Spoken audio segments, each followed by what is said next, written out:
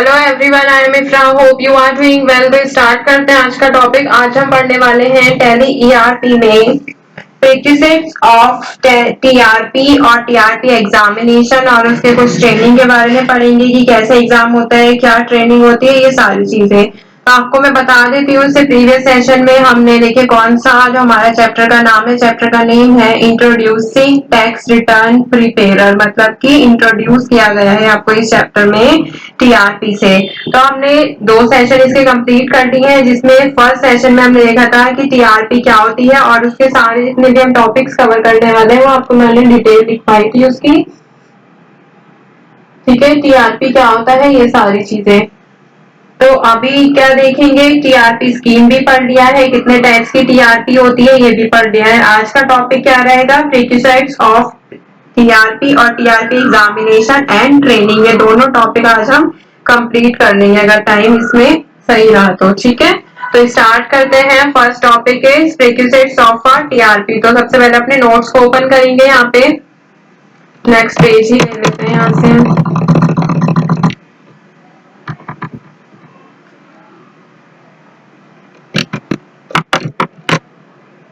यहाँ पे लिखते हैं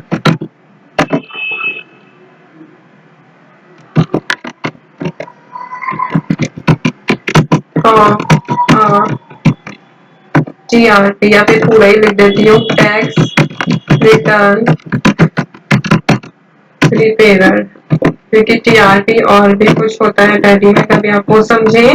तो अब इसमें देखिए आपको समझ आ जाएगा कि टीआरपी होता क्या है।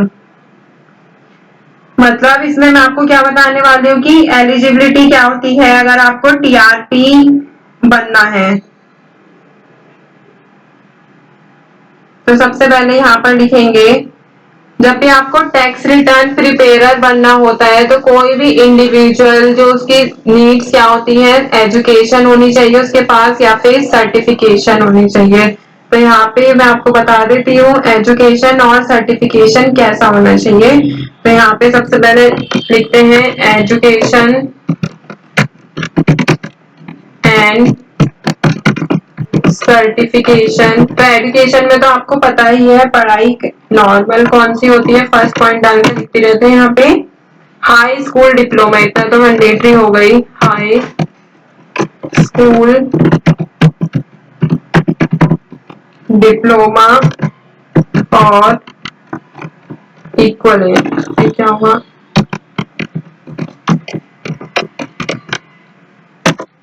ठीक है, हाई स्कूल होना चाहिए इसका डिप्लोमा, मतलब कि फिर आता है completion of a tax preparation course, मतलब कि आपने टैक्स प्रिपेयर का जो कोर्स होता है वो पूरा किया हुआ होना चाहिए।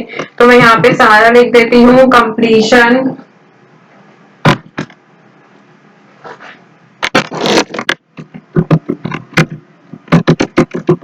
ऑफ टैक्स रिटर्न नहीं, प्रिपरेशन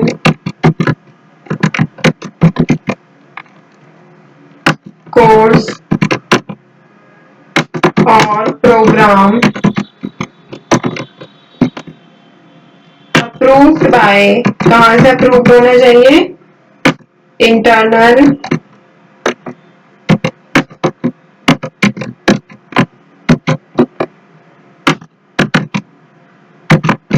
रेवेन्यूज सर्विस। आपने नाम भी सुना होगा सर्विस, इसकी शॉर्ट फॉर्म सुनी होगी IRS।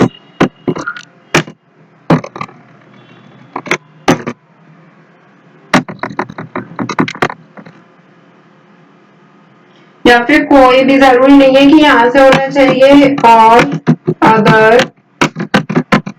रेलेवेंट टैक्स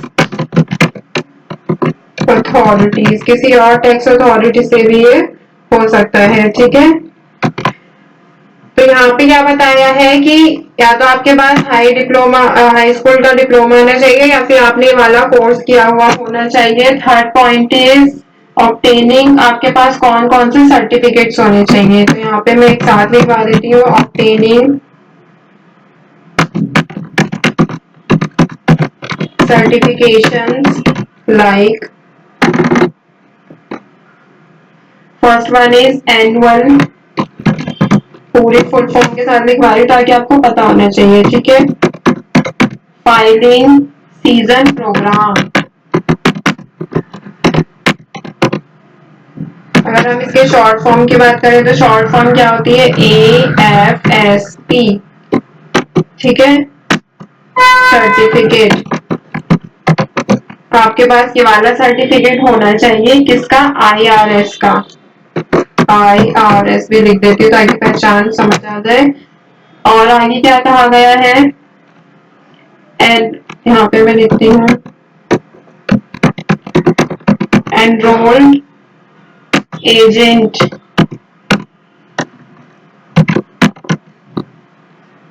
सर्टिफिकेट, ये मैं सारे सर्टिफिकेट के नेम लिखवा रही हूँ। ये कहाँ से, IRS, इंटरनल रेवेन्यू सर्विस, ठीक है।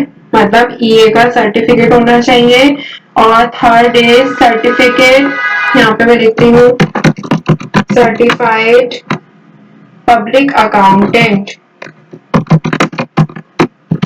ठीक है। अकाउंटेंट जैसे एक बार खोल जाता है तो सर्टिफाइड पब्लिक अकाउंटेंट, इसके भी शॉर्ट फॉर्म आपने सुनी होगी CPA, तो ये वाला सर्टिफिकेट भी आपके पास होना चाहिए। सर्टिफिकेशन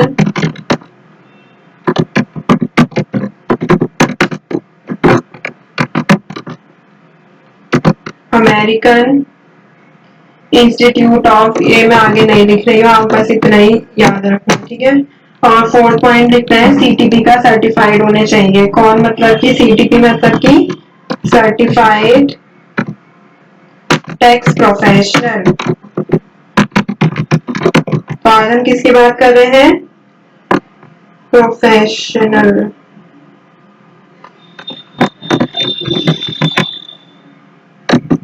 शॉर्ट में भी लिख देती हूँ CTP। तो आज हम बात कर रहे हैं उनकी एजुकेशन से रिलेटेड। तो यहाँ पे हमने क्या देखा है कि उनकी एजुकेशन क्या होनी चाहिए, कैसे सर्टिफिकेट्स उनके पास होने चाहिए, रजिस्ट्रेशन कहाँ का होना चाहिए उनके पास, रजिस्टर्ड विद IRS से रजिस्टर्ड होना चाहिए, प्रिपेयरर टैक्स आइडेंटिटी नंबर उनके पास होना चाहिए, ठीक है। एक्सपीरियंस, और अगर ट्रेनिंग की बात करें तो ट्रेनिंग किसी भी रेलिवेंट वर्क एक्सपीरियंस होना चाहिए, किसी भी तरह, किसी भी जगह का, मतलब कि। और अगर हम उनके एग्जाम और ट्रेनिंग की भी बात कर लेते हैं तो इसी में आपको मैं वर्बली बता देती हूँ। TRP एग्जामिनेशन एंड ट्रेनिंग में अगर आप देखेंगे तो एग्जामिनेशन जो होता है TRP के लिए कंडक्ट किया जाता है पीरियोडिकल बेसिस पर, मतलब पीरियड वाइज। तो कैंडिडेट जो होता है वो क्या होता है, ट्रेनिंग करता है, एग्जाम पास करता है, फिर वो प्रैक्टिस हो जाए, मतलब कि एज अ TRP वो प्रैक्टिस ऑथराइज कर दिया जाता है। NIIT जो होता है, NIIT, ये क्या होता है, ट्रेनिंग कराता है कैंडिडेट्स को। NIIT एक रिकॉग्नाइज्ड ऑर्गेनाइजेशन है जो कि 42 कंट्रीज में, पूरे वर्ल्ड में ये काम कराती है, ऑनलाइन और क्लासरूम ट्रेनिंग देती है, ठीक है। कैसी ट्रेनिंग देती है, 120 सेंटर्स है इनके एक कंट्री में, बाय NIIT के थ्रू दिए गए हैं 120 सेंटर्स। और यहाँ पे इंस्ट्रक्टर्स के तौर पर वो काम कराते हैं, इंफ्रास्ट्रक्चर की फैसिलिटीज भी दी है, कोर्स का कंटेंट भी दिया होता है कि ये पढ़ना है आपको। और यहाँ पे क्या होता है, टाई अप हो गया है किसके बीच में, NIIT और टैक्समैन, मतलब कि एक इनोवेटर, एन इनोवेटर इन टैक्स एजुकेशन फील्ड में, ठीक है। मतलब कि टैक्स और NIIT का क्या है, टाई अप हो गया है, किस लिए, ताकि वो ज्यादा अच्छे कोर्स मटेरियल को डेवलप कर पाए स्टूडेंट्स के लिए, कैंडिडेट्स के लिए ट्रेनिंग उनकी ज्यादा अच्छे तरीके से हो पाए। तो कोई भी the skills and command TRP will be upgraded regularly web portal bye NIIT post the TRP certification. कोई भी यहाँ पे आपको क्या बताया गया है कि स्किल या फिर कमांड्स ऑफ TRP की कहाँ पे, मतलब कहाँ पे मिलते हैं आपको, ये TRP की जो होती है वेबसाइट होती है NIIT की, आप उस पर जाकर भी यहाँ पे सर्च कर सकते हैं। अदरवाइज आपको यहाँ पे TRP की वेबसाइट पर तो सब कुछ मिल ही जाता है। तो आज हमने क्या देखा है, प्री रिक्विजिट्स ऑफ TRP, इसकी एलिजिबिलिटी देखी है कि अगर हम, इसकी एज नहीं लिखवाई मैंने, एज लिखवा देती हूँ। एज कितनी होनी चाहिए, 21 से 35 ईयर्स, इतनी एज तक ही आप एज एन टीआरपी वर्क कर सकते हैं, ठीक है, मतलब कि आप उसके लिए अप्लाई कर सकते हैं। तो कैंडिडेट जो होता है उसके पास क्या होनी चाहिए, यहाँ पे मैं अगर शॉर्ट में लिखवाऊं तो बैचलर डिग्री जरूर होनी चाहिए।